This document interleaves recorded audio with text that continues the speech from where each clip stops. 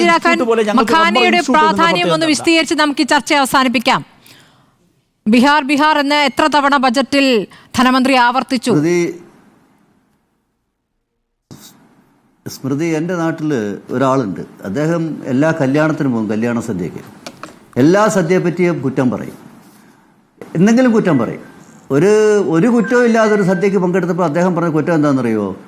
അതിൻ്റെ അവിടെ കൊടുത്ത പൂവമ്പഴത്തിന് വലിപ്പം കൂടി, കാരണം അത് വായിൽ വെക്കാൻ പറ്റുന്ന അത്രയ്ക്ക് വലിപ്പമാണെന്നുള്ളതാണ്. എവിടെയും കുറ്റം കണ്ടുപിടിക്കാൻ വേണ്ടിയിട്ടുള്ള ചില ആരോപണങ്ങൾ ബഹുമാന്യരായ പാനലിൽ പങ്കെടുക്കുന്ന ബഹുമാന്യരായ എം പിമാരുടെ ഒരാരോപണത്തോടും എനിക്ക് യോജിപ്പില്ല. പിന്നെ മറ്റൊന്നുള്ളത്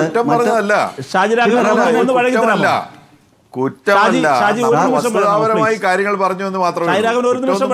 ശ്രീ ഷാജി രാഘവൻ ചോദിക്കാനുള്ളതും കേൾക്കൂ. അല്ല സാർ, അത് റബ്ബറിനെ പറ്റി പറഞ്ഞുകൊണ്ടാണ് ഞാൻ റഹീം റബ്ബറിനെ പറ്റി പറഞ്ഞു. കാരണക്കാരാണ്?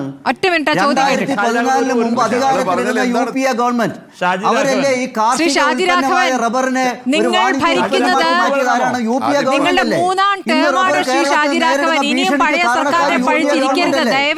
ചിദംബരമല്ലേ ഈ യാഥാർത്ഥ്യം മൂന്നാം NDA സർക്കാരാണ് ഇവിടെ ഭരിക്കുന്നത്.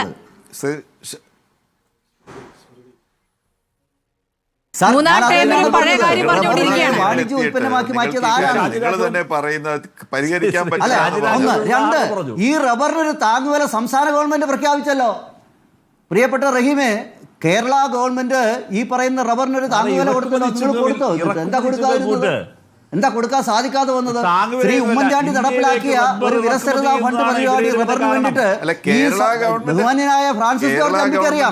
അദ്ദേഹം കേരള കോൺഗ്രസിനെ പ്രതിദാനം ചെയ്യുന്നുണ്ട്. അദ്ദേഹത്തിന് നല്ല ബോധ്യമുണ്ട് റബ്ബറിന്റെ ചരിത്രത്തെ പറ്റി. വിദേശ രാജ്യങ്ങളിൽ നിന്ന് ഇന്ത്യയിലേക്ക് റബ്ബർ അതുകൊണ്ട് ഞാനതുകൊണ്ടാണ് സൂചിപ്പിച്ചത്, ഈ ബഡ്ജറ്റിൽ ഒരു തരത്തിലുമുള്ള സാധാരണക്കാരന് വേണ്ടി അവതരിപ്പിച്ച, ഇടത്തരക്കാരന് വേണ്ടി അവതരിപ്പിച്ച ഒരു ബഡ്ജറ്റ്, ആ ബഡ്ജറ്റിൽ ഒരു തരത്തിലുള്ള കുറ്റങ്ങളും കാണാൻ സാധിക്കാത്തപ്പോൾ ഞാൻ സൂചിപ്പിച്ചല്ലോ, ഈ തരത്തിലുള്ള ചില കാര്യങ്ങൾ പറയുന്നു. ഇതൊരു രാഷ്ട്രീയമാണ്.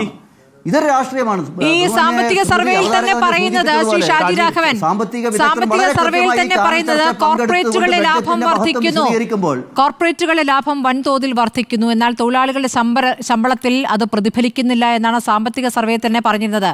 ഇപ്പോൾ കോർപ്പറേറ്റുകളിൽ നിന്നും കൂടുതൽ ഈടാക്കാൻ എന്ത് നടപടി ഉണ്ടായിട്ടുണ്ട് ഈ ബജറ്റിൽ? അല്ല, ഈ ബഡ്ജറ്റിനെ പറ്റിയുള്ള ആക്ഷേപം തന്നെ ഇത് കോർപ്പറേറ്റ് അനുകൂലമല്ല, മറിച്ച് അതല്ലേ രാജ്യത്തിന്റെ പ്രസിഡന്റ് പോലും 8 തവണ ഇടത്തരക്കാർ അല്ലെങ്കിൽ മിഡിൽ ക്ലാസ് എന്ന് പറഞ്ഞത് വലിയ അപരാധമായിട്ട് സാമ്പത്തിക സർവേയിലെ വാചകമാണ് ചൂണ്ടിക്കാണിച്ചത്. അപ്പോൾ ഇടത്തരക്കാർക്ക് വേണ്ടി ഒരു ബഡ്ജറ്റ് അവതരിപ്പിക്കുമ്പോൾ പോലും അതിനെ കോർപ്പറേറ്റുമായി ബന്ധപ്പെട്ട് കോർപ്പറേറ്റിന്റെ കാര്യങ്ങളും പറഞ്ഞുകൊണ്ട് ഞാൻ സൂചിപ്പിച്ചുള്ളൂ. Corporate tax കൂട്ടിയിട്ടില്ല.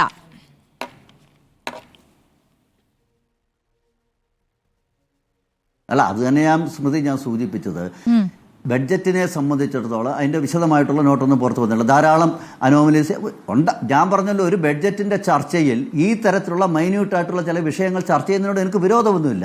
പക്ഷെ വളരെ ഗൗരവമേറിയ ചില വിഷയങ്ങൾ പറഞ്ഞ് അതിൻ്റെ വിശദമായ ചർച്ചയ്ക്ക് അപ്പുറത്തേക്ക് അതിനൊരു ചർച്ച ചെയ്യാനുള്ള സ്പേസ് ഇല്ല എന്ന് കാണുമ്പോൾ മറ്റ് വിഷയങ്ങളിലേക്ക് ഡൈവേർട്ട് ചെയ്തുകൊണ്ട് എന്തിനീ ബഡ്ജറ്റിന്റെ മഹത്വത്തെ ഇല്ലാണ്ടാക്കാനുള്ള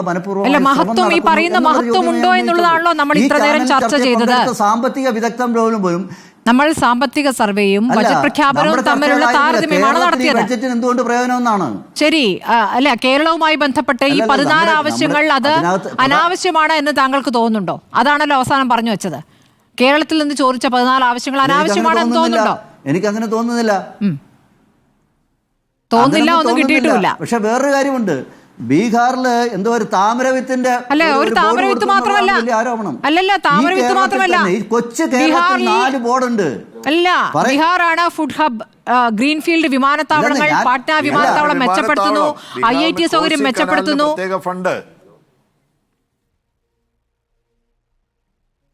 അല്ല, ഞാനൊന്ന് ചോദിച്ചോട്ടെ, ഈ ബഡ്ജറ്റില് ബീഹാർ എന്ന് പറഞ്ഞു, അല്ലെ 2-3 തവണ ബീഹാർ എന്ന് പറഞ്ഞു. അവിടെ ഈ ബീഹാറിൽ ലക്ഷദ്വീപിനെ പറ്റി പറഞ്ഞിട്ടുണ്ടെന്നേ. അപ്പൊ ഇത് ലക്ഷദ്വീപിന്റെ ബഡ്ജറ്റാണോ? ഈ ബഡ്ജറ്റിൽ ഗുജറാത്തിനെ പറ്റി ഒന്നും പറഞ്ഞിട്ടില്ല. അതുകൊണ്ട് ഗുജറാത്തുകാർക്ക് വേണ്ടിയിട്ടുള്ളതല്ലേ ഈ ബഡ്ജറ്റ്? മധ്യപ്രദേശിലെ ജനങ്ങൾക്ക് വേണ്ടിയിട്ടുള്ളതല്ലേ ഈ ബഡ്ജറ്റ്? ഈ കേരളത്തിലെ ഉൾപ്പെടെ സാധാരണക്കാരായ ജനങ്ങൾക്ക് പ്രയോജനം വരുന്ന ഈ ബഡ്ജറ്റ് ശരി, കേരളം എന്ന് എവിടെയും പറഞ്ഞിട്ടില്ല എന്നുള്ള കാര്യം കൂടി താങ്കൾ സമ്മതിക്കുമല്ലോ ശ്രീ ഷാജി രാഘവൻ. കേരളം എന്ന് ഒരിക്കൽ പോലും പറഞ്ഞിട്ടില്ല എന്നുള്ള കാര്യം താങ്കൾ സമ്മതിക്കുമല്ലോ. പ്രയോജനം വരുന്നതെന്ന് പറയാമോ? കേരളം എന്ന ഒരിക്കൽ പോലും പറഞ്ഞിട്ടില്ല എന്നുള്ള കാര്യം താങ്കൾ സമ്മതിക്കുമല്ലോ. സാധാരണക്കാരന് പ്രയോജനം വരുന്നതെന്ന് ബി.ജെ.പി. പറയാമോ? ഗുജറാത്ത് പറഞ്ഞിട്ടില്ല, മധ്യപ്രദേശ് പറഞ്ഞിട്ടില്ല, ഒറീസ പറഞ്ഞിട്ടില്ല, പല സംസ്ഥാനങ്ങളുടെയും പറഞ്ഞിട്ടില്ല. കാരണം ബഡ്ജറ്റ് അതിനുള്ളതല്ല.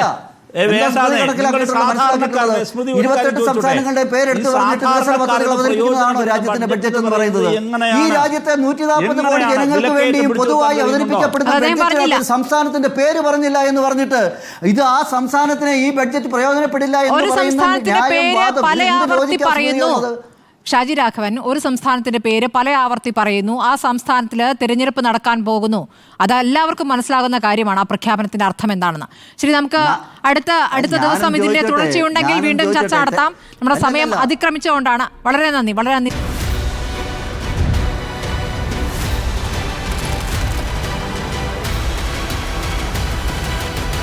ഡിബേറ്റ് വിത്ത് സ്മൃതി പരുത്തിക്കാട്.